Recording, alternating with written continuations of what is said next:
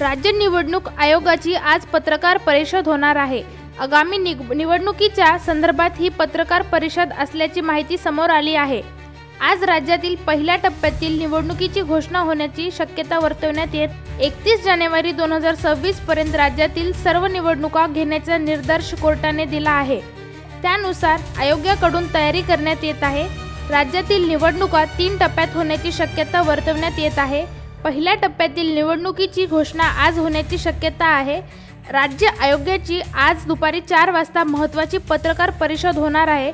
अनेक दिवसांपासून प्रलंबित असणाऱ्या राज्यातील स्थानिक स्वराज्य संस्थांच्या निवडणुकीची आज घोषणा होण्याची शक्यता आहे।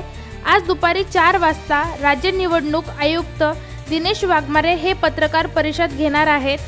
यामध्ये राज्यातील निवडणुकीची घोषणा अथवा निवडणुकीच्या तारखेचा आढावा सांगितला जाऊ शकते। नगरपालिका, नगर परिषद, जिल्हा परिषद आणि महानगरपालिकेच्या निवडणुकीची घोषणा होऊ शकते असा अंदाज वर्तवण्यात येत आहे।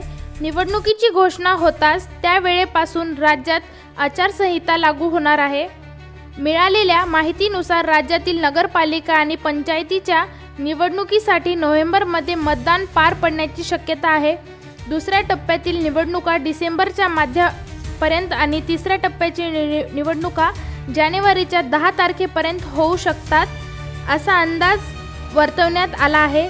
दरम्यान याच पार्श्वभूमीवर आजची पत्रकार परिषद होणार असल्याचे समजतंय।